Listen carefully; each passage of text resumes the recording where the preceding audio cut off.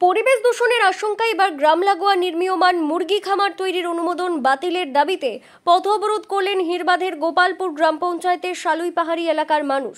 শনিবার গোপালপুর গুনিয়াদা রাস্তার ওপর নির্মীয়মান ওই মুরগি খামারের সামনে নিজেদের দাবি সম্বলিত পোস্টার হাতে পথ অবরোধ ও বিক্ষোভ কর্মসূচিতে সামিল হন এলাকাবাসীর একাংশ।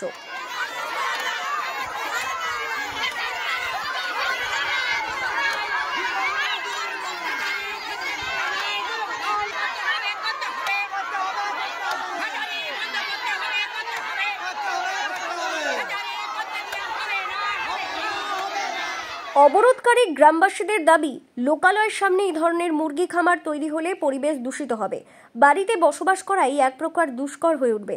অবিলম্বে এই মুরগি খামার তৈরির অনুমোদন বাতিলের দাবির পাশাপাশি গ্রাম সংলগ্ন এলাকায় কাজে পরিবেশ দপ্তরের অনুমোদন কি করে মেলে সে নিয়েও প্রশ্ন তোলেন তারা। আমাদের অবরোধের কারণ হচ্ছে এই হেচারে পরিবেশ দূষণ হবে প্রথম নম্বর।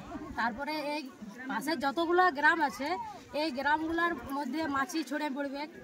তারপরে এই গ্রামগুলোয় ধরো আশেপাশে জমিতে চাষবাস হবে নাই, দূষিত হবে এবং এইখানে কোনো মানে ইয়া হবে নাই।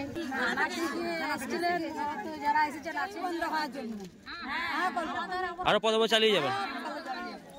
খবর পেয়ে অবরোধস্থলে পৌঁছেছে হিরবাঁধ থানার পুলিশ। সর্বশেষ পাওয়া খবর অনুযায়ী সমাধান সূত্রের আশায় পুলিশ অবরোধকারী দ্বিপাক্ষিক আলোচনা চলছে। ব্যুরো রিপোর্ট, দক্ষিণ বাঁকুড়া দর্পণ, হিরবাঁধ।